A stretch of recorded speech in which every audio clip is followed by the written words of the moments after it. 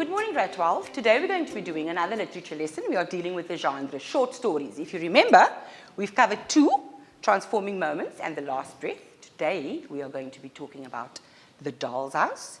So The Doll's House was written by Catherine Mansfield. And as we see, the title of the story is The Doll's House, and it's very significant. Do you know why it's significant?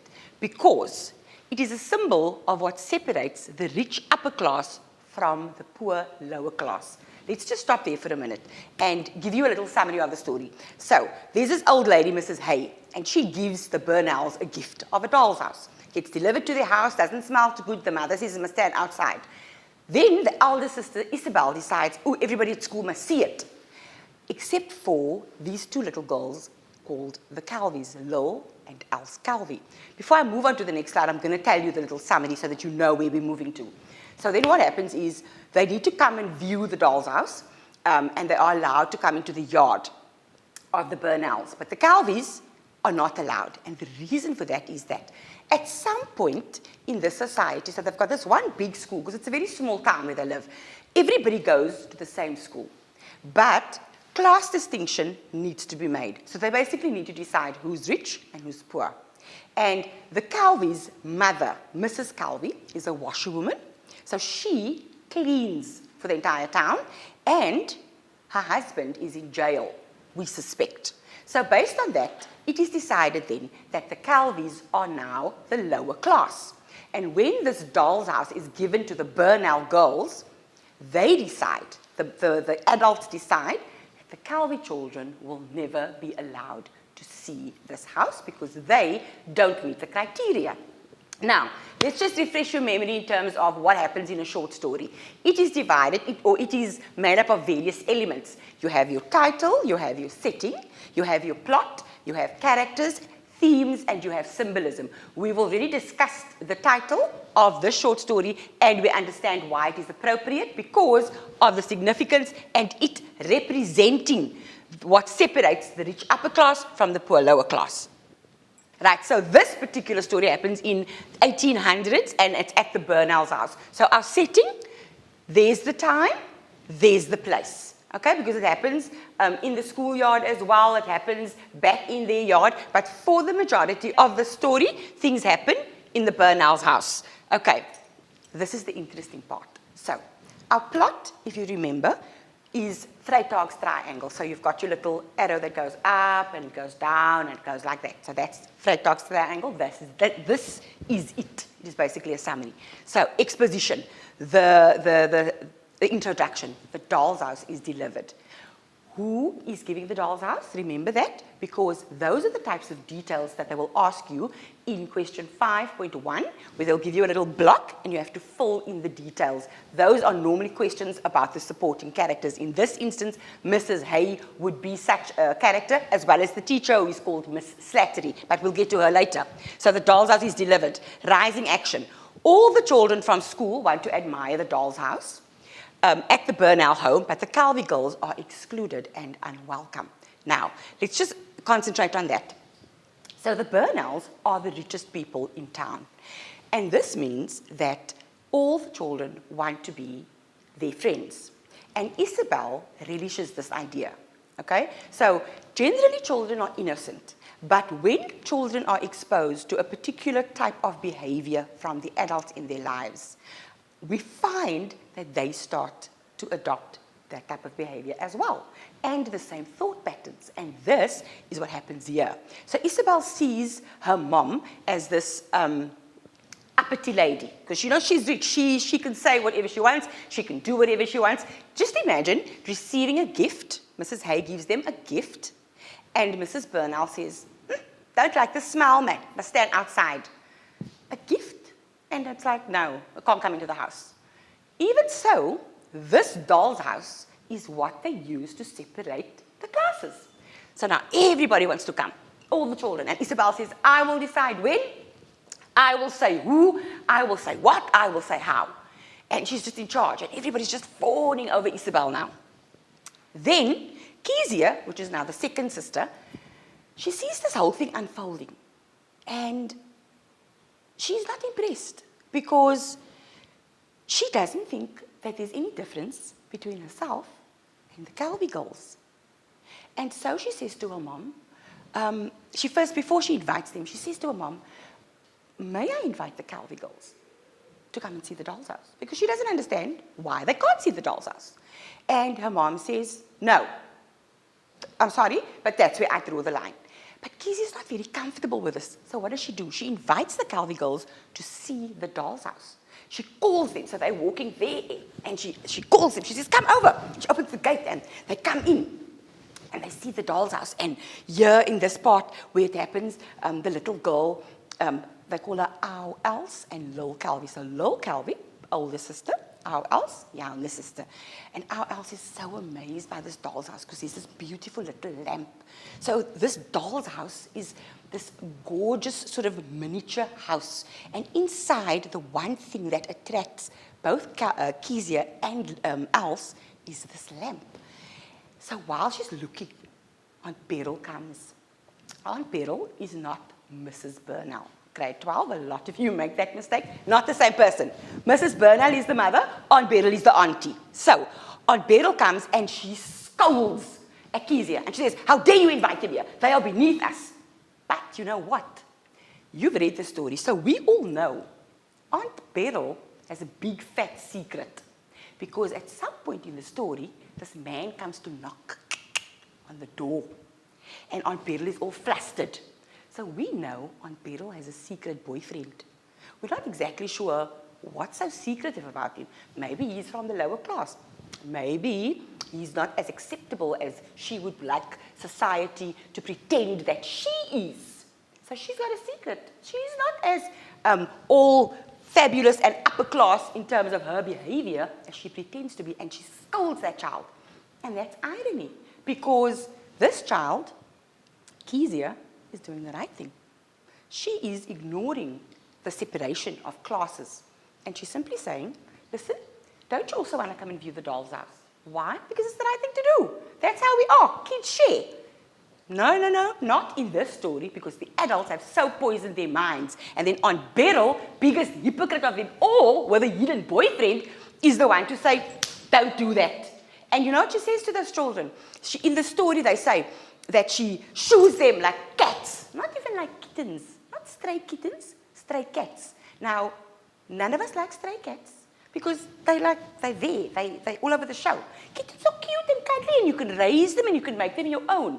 She calls the children stray cats, most unwanted. Like she didn't have to say anything else other than call them stray cats. So Aunt Beryl, to that extent, is pretending that her life is perfect. She's doing everything well, and it's almost like if nobody knows, then it's not true. And that's very sad about her, eh? But remember that about Aunt Beryl. Right. Day no more. Lily's upset because Aunt Beryl must have said, go, cats, go. But Else remembers the little lamp. Now, Else and Kezia are both drawn to the lamp, because the lamp is a symbol of something. But I'm going to tell you a symbol of what that is later on. So remember, this, you'll see here in this instance, we don't have falling action. And I've mentioned this before, that sometimes you will have falling action, sometimes it will be long, sometimes it will be short. In this instance, you find the climax where the girls are invited, and then where Aunt Beryl says, just go. So there isn't that falling action. Right, next slide. Themes. Now, what are themes? We said themes are universal messages. So what are the messages here? The cruelty of class discrimination and prejudice. Why is it cruel? Because it is based on the amount of money that you have. If you don't have enough money, you are considered a lower class of person. Basically, people say that, or this theme says that, if I have 50 rand and you have 5 rand, then I'm better than what you are. Purely based on the amount of money. And now, discrimination and prejudice. So not only do they think that, not only is it thought that you are worse off than me, but it is acted upon. And that is what is so sad, because there is no real basis for the judgment. There's no real basis for the treatment. Remember, we don't know what Mrs. Burnell does, but we know that they are extremely rich. Mrs. Calvi cleans people's houses. Remember, she sometimes makes clothes for her daughters from the fabric that she gets. So we know, without a doubt, that Mrs. Calvi does an honest day's work. However, that is not considered honorable. In this instance, money is more important than hard work, and you are judged because you don't have as much as what we do. Now remember, in this town, there were teachers, there were lawyers, there were magistrates, there were all different types of people. And there was only this one school, so all the kids went to the same school. And somehow they had to find a way to say, okay, wait, we need to have some sort of hierarchy here, some sort of who's the best.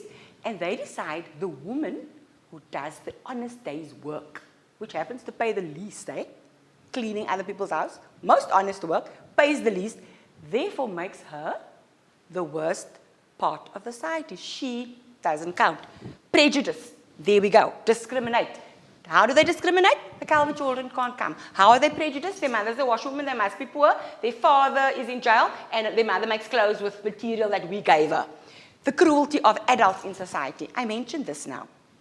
You'll notice, grade 12, that I tend to overlap a lot of the elements because that's how it works in a story. The elements are not separate from the congruence of events. Everything works together. So when I gave you the little summary, what's happening now is we are unpacking what has happened in the story. So the cruelty of adults. Who are the adults that are cruel? First, Mrs. Burnell, because she says, oh, this thing doesn't smell very, I don't think it should be inside my house. Put it outside.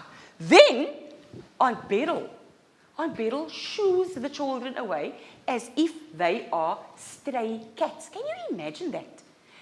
The whole town's children are going to get an opportunity to see this doll's house.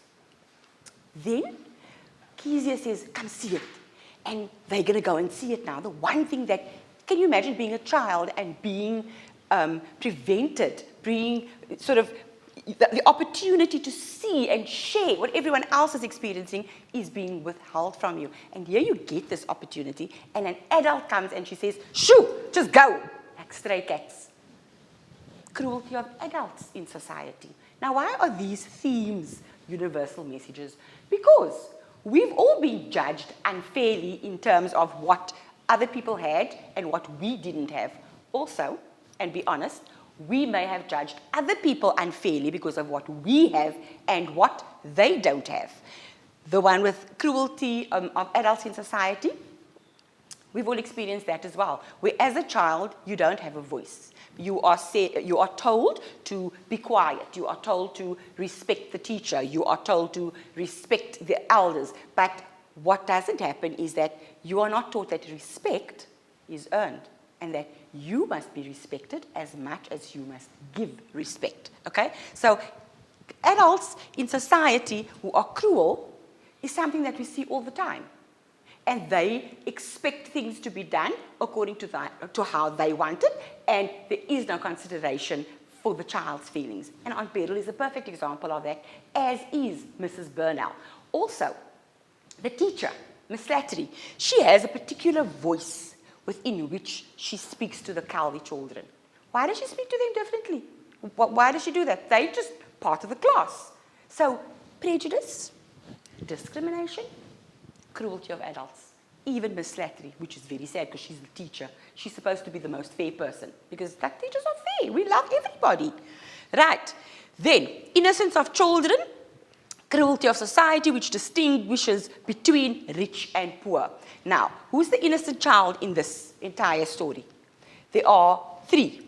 So it's Kezia, because Kezia isn't swallowed in by what the adults are doing.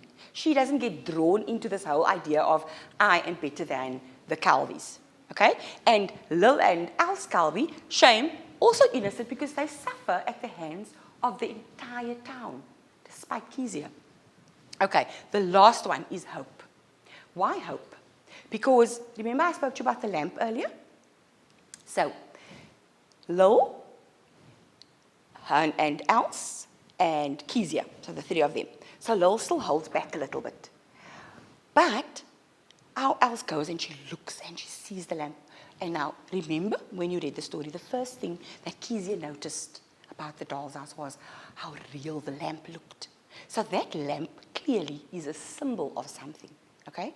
And hope also here is when she says to her mom, please may I invite them to come and see the doll's house. So it's like, maybe if I ask my mommy, she's hopeful. Maybe if I ask my mommy, then she'll say yes. Okay? And looking at the lamp is a representation of hope for both the girls. It's a symbol for both Kezia and for our else. And also when she says, Mom, please may I invite them, that shows that she is hopeful. Okay. Characters. Isabel, Lottie, Kezia, Bernal. They're the rich kids. Okay? Although she has money, she doesn't consider herself different. So although she's rich, remember, she's the one that's different. Lil and Else Calvi, they are the daughters, and I've already covered this. So a lot of what is here, I would already have said to you at some point. So don't worry too much that you've missed anything, because you haven't. Poor and seen as inferior, they've no voice and they remain unheard. Throughout this entire story, they remain unheard, because even when Kezia tries to give them a voice by inviting them in, they are shunned, they are shooed out of the yard by Aunt Beryl with a big fat secret and a secret boyfriend, remember that. Then there's the teacher, these are the characters, Miss Slattery, Mrs. Hay, who gave them the doll's house, Lena Logan, Jessie Hay, Emmy Cole, they are all the upper class kids in school. So they are the ones who are fawning over Isabel and like, can we come and see the doll's house today? Can we come and see? And Isabel's like, I'll say when, I'll say how, I'll say where. That's Isabel, just like a mother. Right, now Kezia Bernal, what's different about her? She questions the social norms in classes. How does she do that?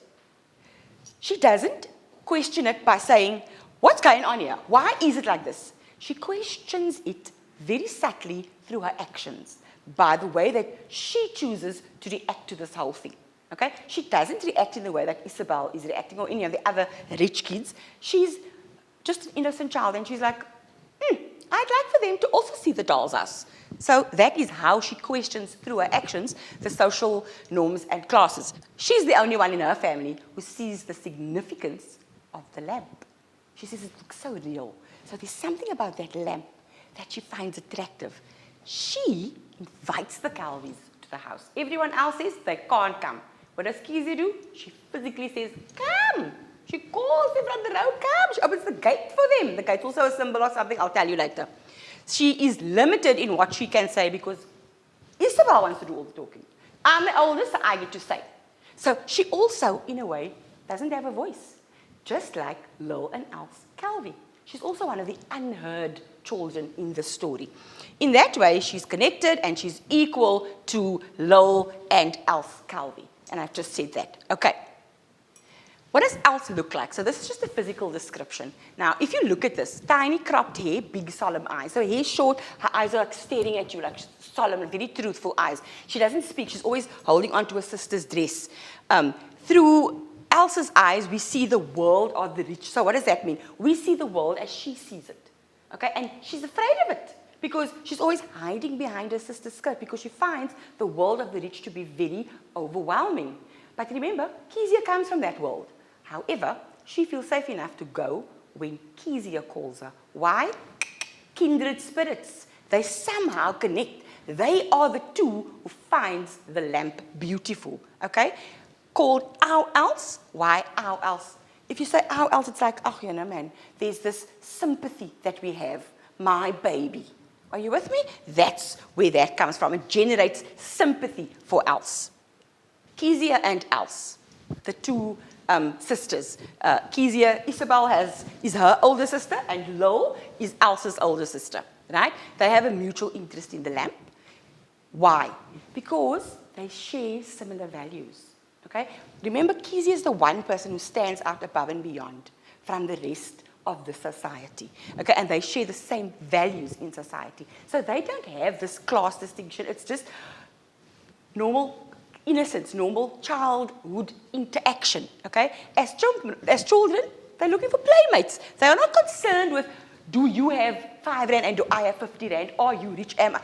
They just want to be buddies. They are just looking for friends. And Kezia, beautiful child that she is, they have no idea what she looks like, but beautiful soul, she sees Lil and Else Calvi as playmates, as equals. Because you're not going to play with somebody that you don't enjoy being with. So, which means that she views them as her equal. And she's the only person who does that. She's very brave, this girl, eh? Because Imagine your entire family says to you, think one way.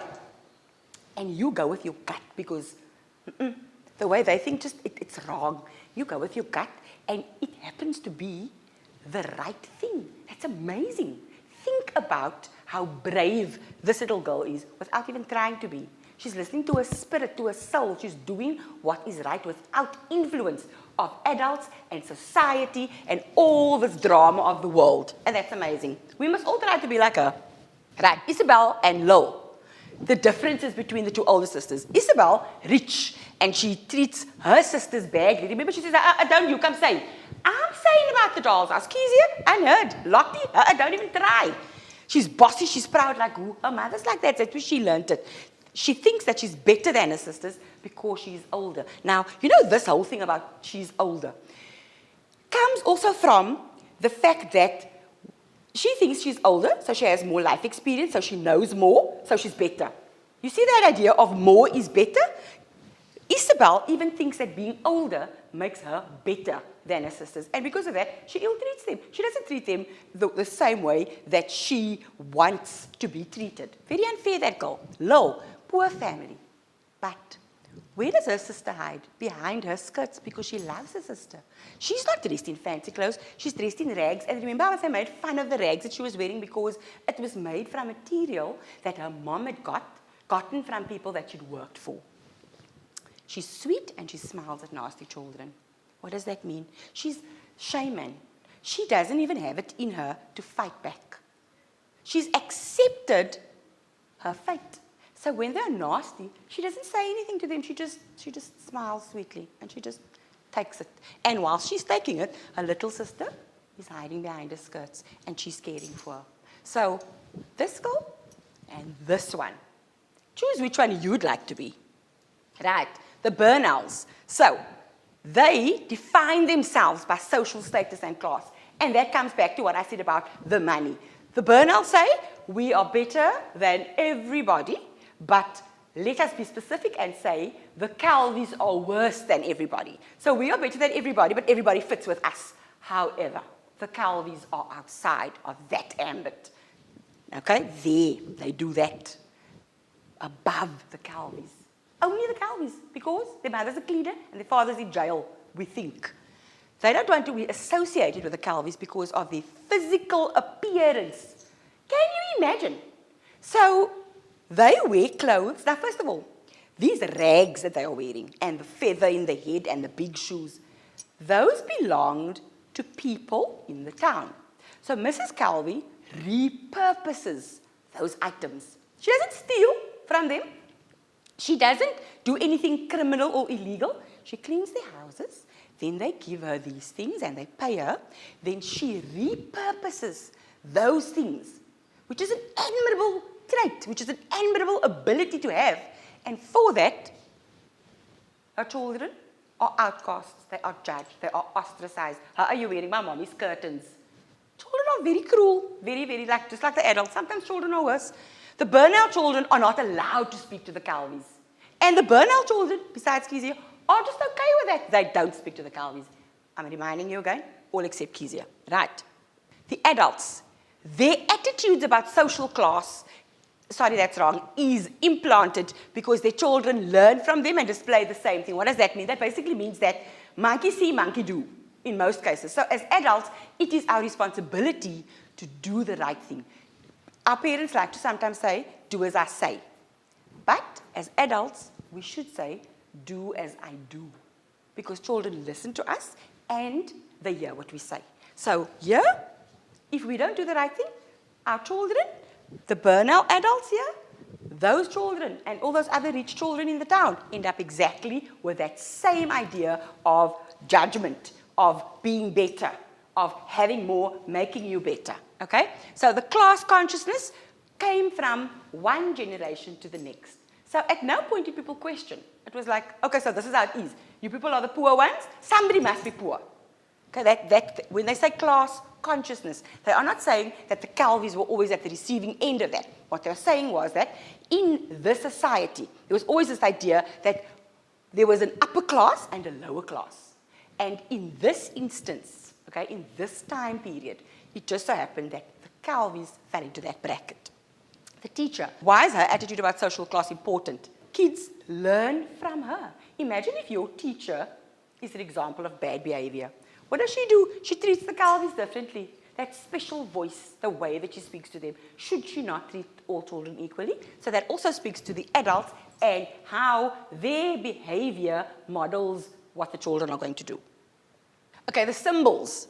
So, the doll's house is where everything happens. And I told you it's also very significant, okay, because it is, it's exquisite, it's expensive, materialistic, right? So it represents the haves and the have-nots. It represents that split in society, okay? And it's a symbol of the upper class. Burnouts. It is a metaphor for the world of the rich. So remember, physically, here's the doll's house. No, you can't see it because you are the Calvies. It's a metaphor for the world of the rich. The Calvies, who are poor, cannot enter the world of the rich. The Calvies cannot see the doll's house. Are you seeing the metaphor there? Are you seeing the symbolism? Beautiful. External aspects of the house, beauty, appearance, color, form. It alludes to the Burnell's position in the society and how rich they are and what their house probably looks like and how they dress and how they conduct themselves and their family name and what it means to be a Burnell and how much they have. So the doll's house, as much as it is pretty to look at, please remember the significance in terms of the story. Right. The lamp. This sums it up. Those two children, Kuier and else, they connect because it is a symbol of hope and truth. That lamp. When she walks away, the little girl, she says, oh, did you see the lamp? Why? Because the soul qualities of a human being and his real nature or her real nature, that is what we are actually looking at when we see the connection between the two girls and their interest and their connection to the lamp. So now we begin to understand, now that we understand the symbolism of the lamp. Kuier and Alpha are impressed, they are connecting, and this lamp removes the class barriers. That connection, because of the lamp, breaks down the barriers of class. And there, the soul qualities, okay? So that light in the darkness idea that people are drawn to from different classes, that's what we are talking about here, and the lamp is a symbol of that. Then also the gate. Which gate? So remember when she says, come see the doll's house. She opens the gate. That signifies the removal of social prejudice. She's saying, you are the same like everyone else. You deserve to see this. And she invites them in. Okay, grade 12, that concludes my presentation. Thank you so much for listening.